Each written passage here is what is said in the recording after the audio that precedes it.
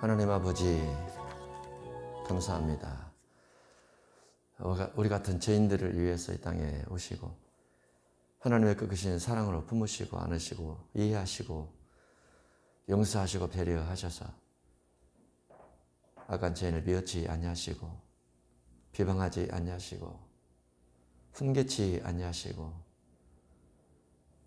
어찌할 수 없는 인간의 연약함 때문에 죄를 짓고 살아가는 모습을 바라보시고 불쌍히 여기셔서 나를 위해 십자가 못 박혀 죽임을 당하시고 그 흘리신 피로 우리의 죄를 씻으시며 내가 너를 사랑하노라 말씀해 주신 주님의 십자가 은혜가 있음을 감사합니다.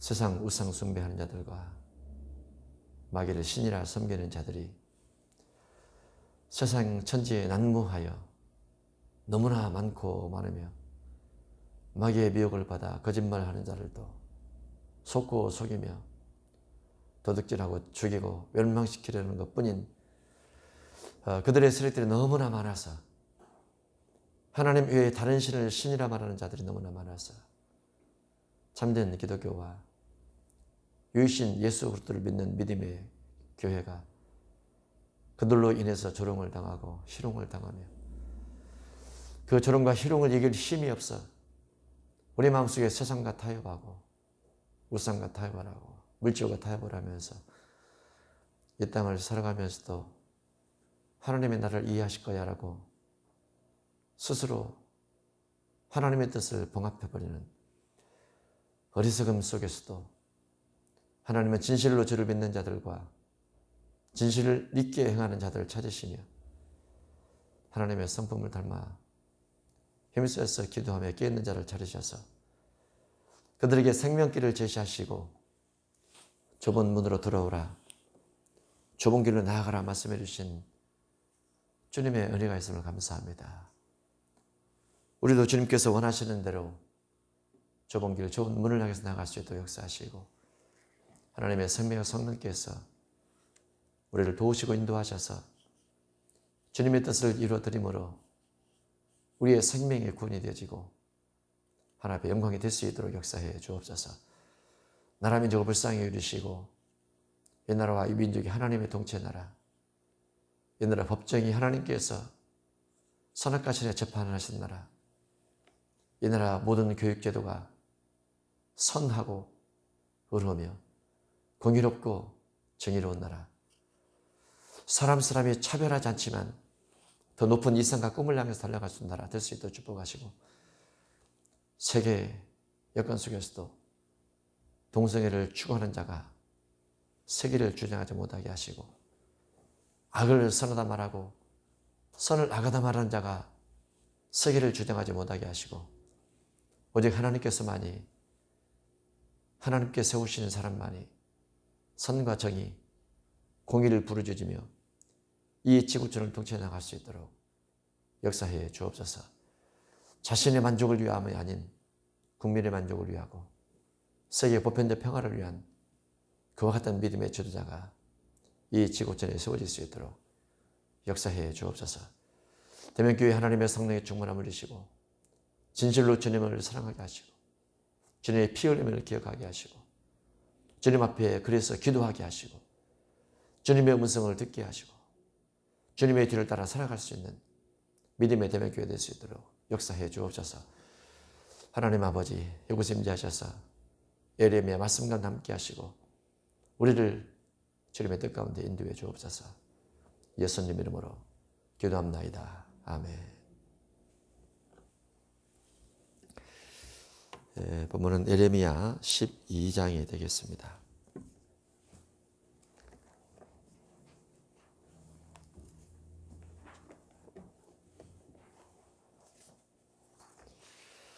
악한 자의 형통에 대해서 기록이 되어 있습니다. 한국의 기독교는 860만, 5,500만 가운데서 10%가 좀 넘죠. 세계 기독교는 5억 5천, 75억 가운데 10%면 7억 5천인데 10%가 안 되는 한 7% 정도 세계 기독교가 얼마 안 됩니다. 기독교인들이 물론 중세시대에 많이 사라지고 초대교회에 조금 있다가 초대교회 이제 종교가 새로 만들어졌으니까 얼마 안 되었죠. 그리고 로마의 복음에 들어가면서 로마의 복음에 들어가면서 기독교가 박해를 받고 박해를 받으면서 또 역시 기독교가 줄어듭니다. 중세시대에 개신교도들에 대한 학대와 박해, 피박이 얼마나 컸는지 아마 거의 싹쓸이 당하듯이 개신교도가 죽었다 해서 종교의 암흑기라라고 말을 쓰죠. 암흑기다. 정말 어둡다라는 거죠. 21세기에 들어와서 IS가 강력한 화두로 동장이 돼서 개신교도들 참수를 하는 일들이 생기기 시작했습니다. 그래서 개신교도에 대한 참수를 통해서 개신교도가 역시 크게 늘어나지 못하는 그런 시대가 되었죠.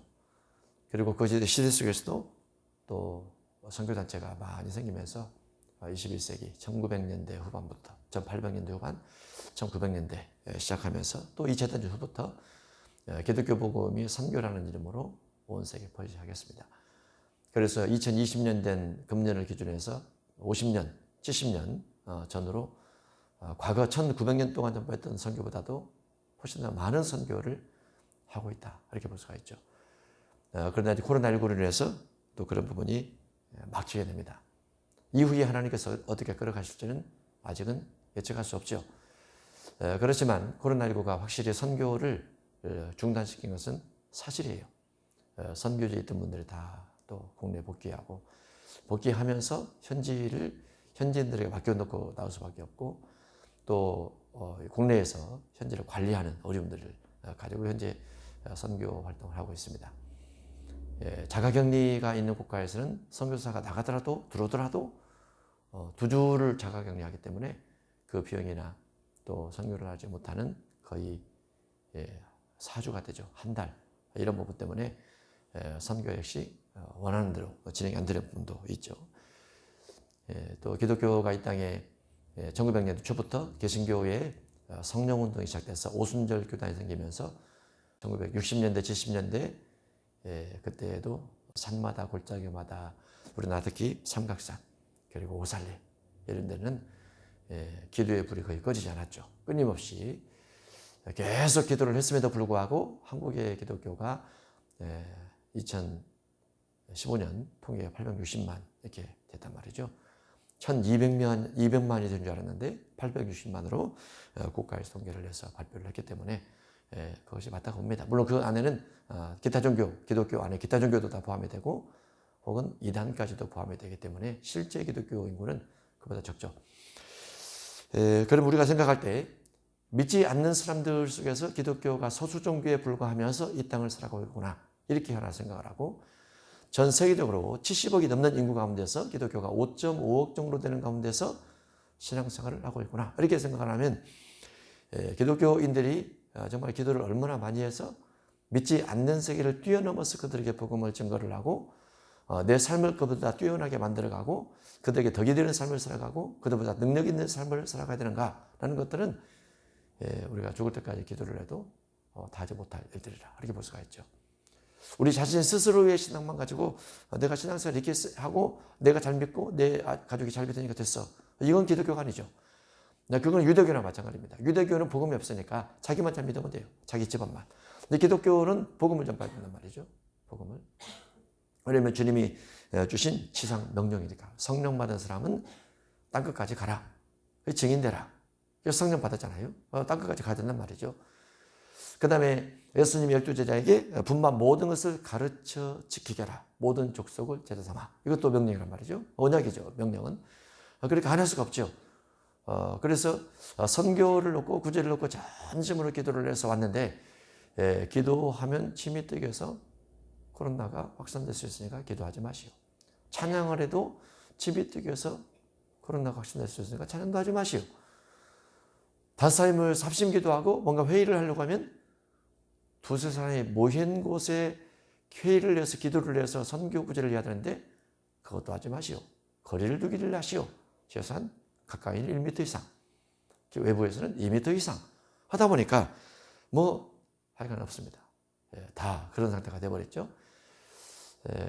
이제 그런 상태에서 이방인들, 우상 숭배자들의 형통함이 우리가 눈으로 볼 수가 있죠. 안 믿는 사람들은 믿는 사람보다 기도도 안 하고 주일날 예배당에 가지도 않고 놀러 가고 함에도 불구하고 잘 되는 부분들이 있더라고 말이죠. 안 믿는 사람이. 우리도 그래도 교회를 다니면서 뭔가 교회를 다니지 않을 때보다도 뭔가 육적으로나 영적으로나 자녀 교육적으로나 우리의 소망적으로나 나은 부분이 있으니까 교회를 가려고 하는데 안 믿는 사람이 더 잘 되고 믿는 사람은 그에 비해서 꼭 더 잘 되는 것은 아닐 수도 있더라고 말이죠. 그러다 보니까 궁금한 것이 생각나는 거죠. 하나님, 왜 안 믿는 사람이 형통케 되는 겁니까? 라는 거죠.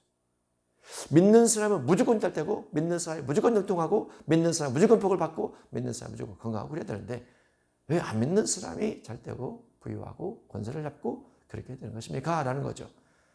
그 이제 성경 속에 예레미야도 하나님 앞에 그런 질문을 하고 또 아굴도 믿지 않는 사람 시편이 됐군요. 믿지 않는 사람이 형통할 때 왜 믿지 않는 사람이 형통하게 되는 겁니까? 그 아굴이 기도하니까 하나님께서 결국 알려주시죠.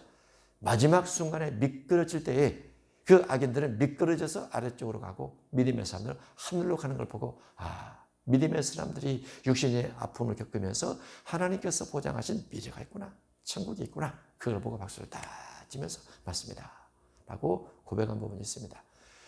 근데 우리 생각에는 꼭 운명에서 그 땅에서 잘 먹고 잘 사는 것이 아니고 이 땅에서 안 믿는 사람보다 뭔가 나은 부분이 있어야 그래도 그것이 복음이고 그것이 신앙이고 그것이 기도고 이렇게 되지 않겠습니까? 라고 아무리 반문하다 할지라도 주님은 그것이 아니고 천국 가는 백성 이 땅에서 마음 인내를 해야 되고 연단을 받아야 되고 견뎌야 되고 그래도 그 속에서 기도해야 되고 그래도 그 속에서 찬양해야 되고 그래도 그 속에서 언약을 지키면서 살아라 알게 되다고 말이죠.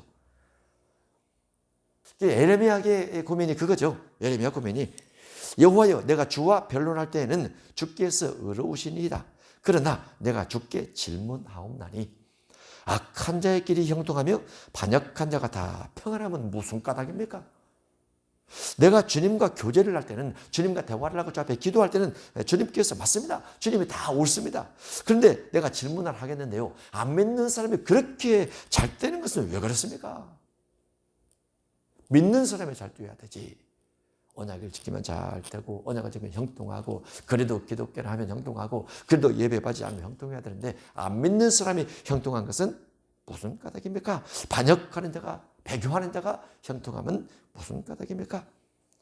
주께서 그들을 심으심으로 그들이 뿌리가 박히고 장성하여 열매를 맺었거든. 믿지 않는 사람, 반역한 사람, 악한 자를 향해서 주님께서 그들의 뿌리가 박히도록 말이죠. 악의 뿌리죠. 근데 그들이 장성하여 열매를 맺더라 말이죠.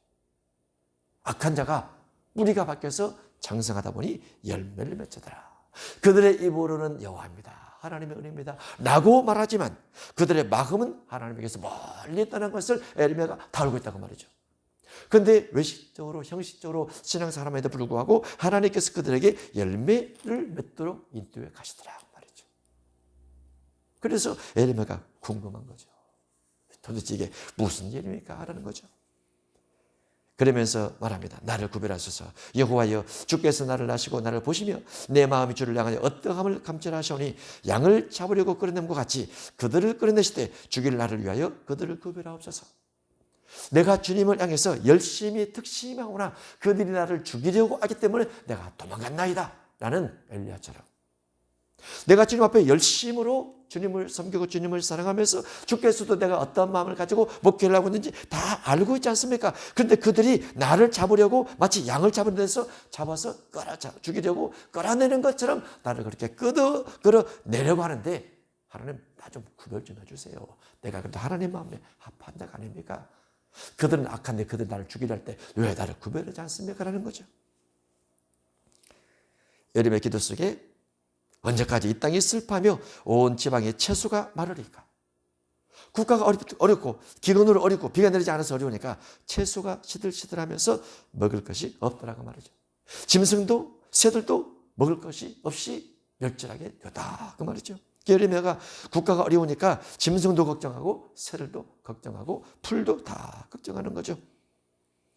이 땅 주민이 악하여 스스로 말하기를 우리가 우리의 나중 일을 보지 못하리라. 그 말은 이와 같이 짐승도 또 풀도 채소도 이렇게 나지 않으니까 미래가 없다고 말이죠. 못 먹고 사느냐?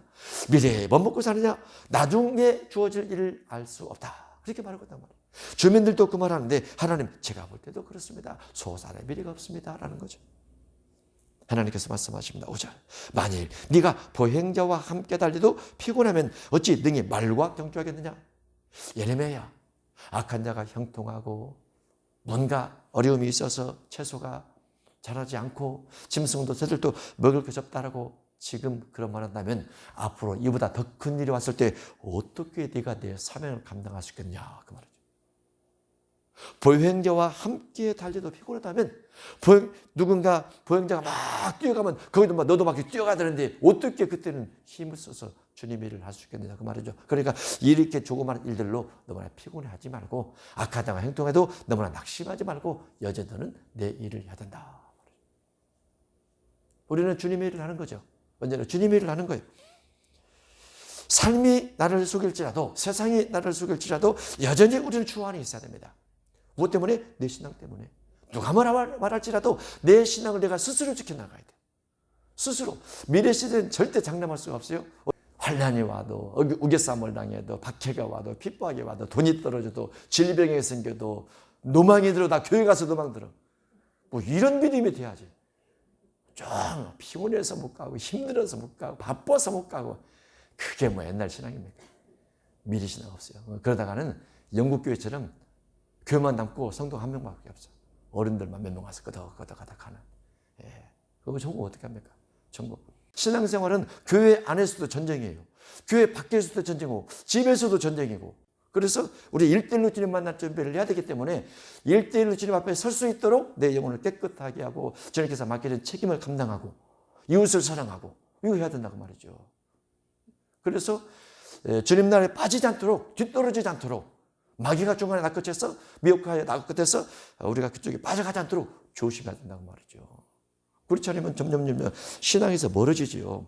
그러니까 하나님께서 예레미야에게 힘들어? 그거 가지고 어떻게 힘들라고 말할 수가 있느냐.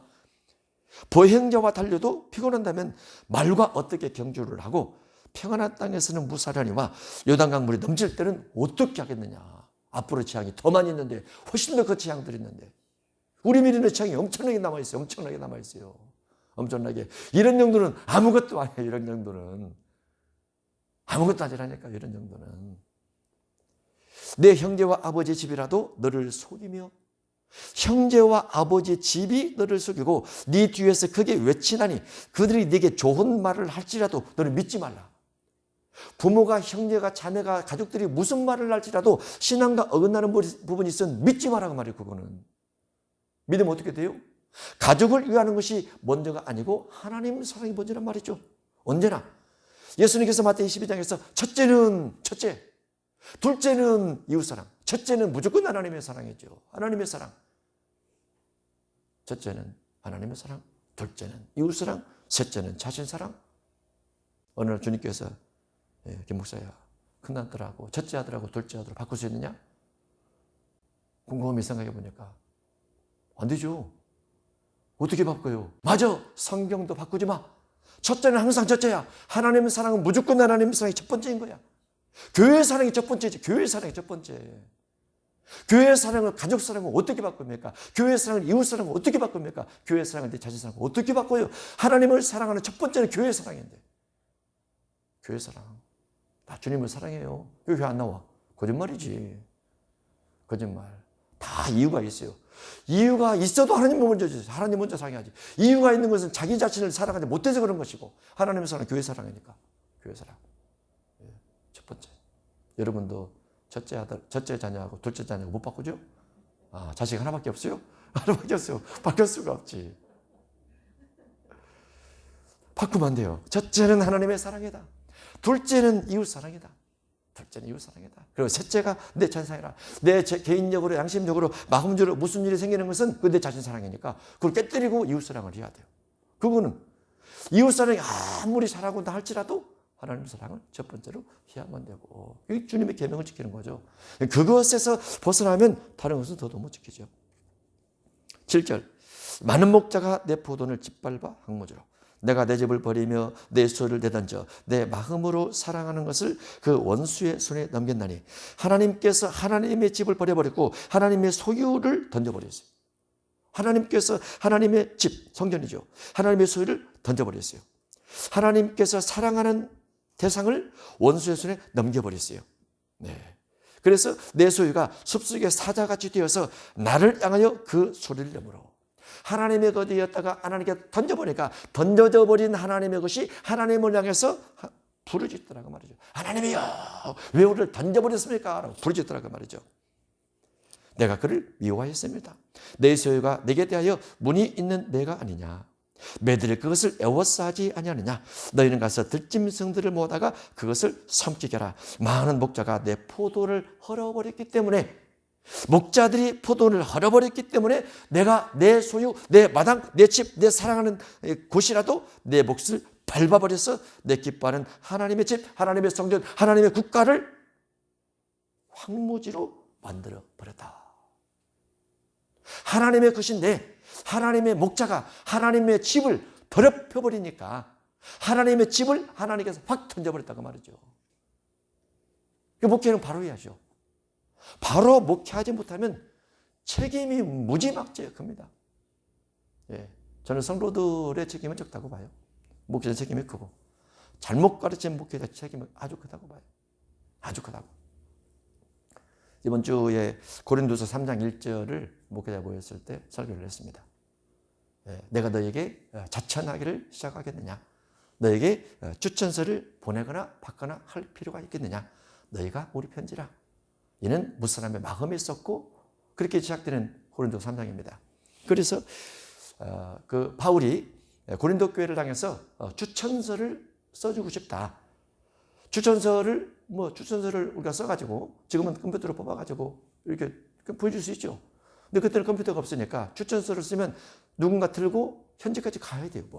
갔다가 또 와야 돼요.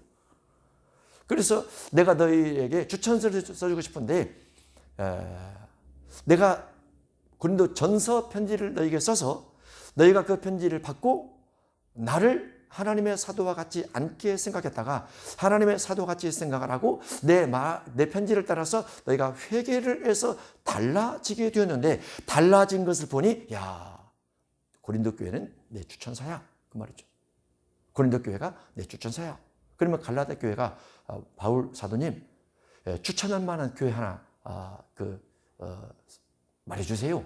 또는 추천서 하나 써주세요. 그러면 고린도 교회를 잘 보세요. 고린도 교회가 내 추천서입니다.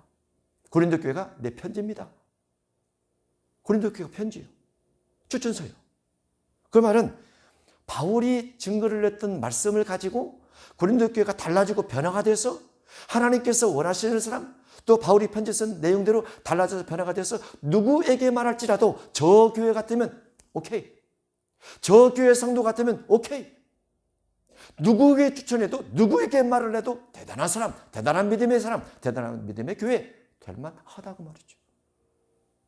실제로 편지를 썼지만은 추천서를 쓴 건 아니에요. 그런데 사람이 편지고 사람이 추천서더라고 말이죠. 글로 써서 추천서가 아니고 달라진 모습을 통해서 추천서가 되었더라. 그 우리가 어느 공간에 있다 할지라도 저분은 믿는 사람이지. 그러면 그게 추천서예요. 저분은 대면교회 다니는 사람이야. 왜? 부재하는 것 보니까. 대면교회 추천서죠. 추천서. 열심히 봉사를 해도 말이 없어요. 추천서. 그게 추천서예요. 그게 편지예요. 편지. 편지를 편지로만 생각을 하고 추천서로 생각하지 않고 추천서로만 생각하지 않고 교회다. 사람이 추천서다. 사람이 편지다. 사람을 보면 대면교인이네. 사람을 보면 믿음의 사람이네. 그렇다고 말이죠. 그런데 저 사람 보면 대면교회는 아닌 것 같아. 그러면 추천서도 아니고 편지도 아닌 거죠. 그런 사람이 되어야 된다. 그런 사람이 되지 못하면 주님께서 바울이 뭐라고 합니까? 또 한 번 고린도전서 편지를 한 번 더 쓰는 거죠. 뭐라고? 너희 속에 고소고발이 있다고?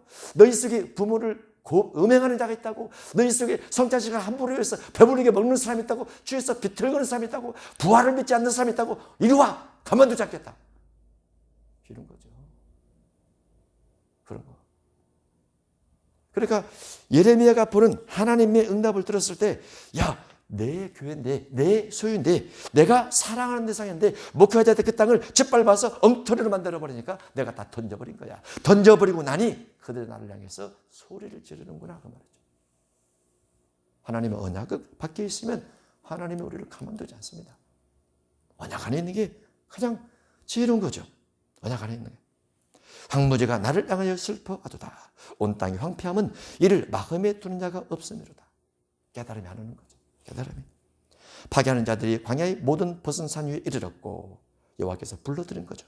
여호와의 칼이 땅 이 끝에서 저 끝까지 파괴하는 자들을 통해서 삼키니 모든 육체가 평안하지 못하도다. 무리가 밀을 심어도 가시를 거두며 수고해도 소득이 없은즉 그 소산으로 말미암아 스스로 수치를 당하리니 이는 여호와의 분노로 말미암음이니라. 하나님께서 분노하시니까 모든 농사를 지어도 소산이 없더라 그 말이죠.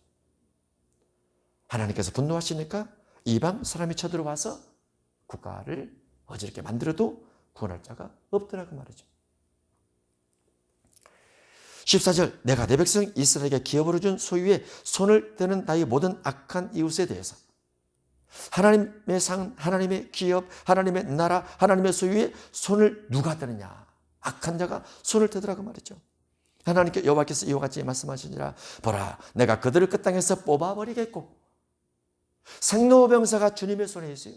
생사화복이 주님의 손에 있어요. 하나님께서 누구를 향해서 어떤 사람을 해서 하나님의 언약과 말씀을 지키는 사람을 하나님께서 그러지 않습니다. 물론 하나님은 국가에 대한 면회면의 대결 우발하십니다.도 달아본다고 봐요. 물론 교회 중심에서 국가 전체 교회 개교회를 향해서도 면회면의 대결 우발하십니다. 개인에 대해서도 면회면의 대결 우발하십니다. 그래서 하나님은 언약 밖에 있으면 신앙은 사랑, 신앙은 자유.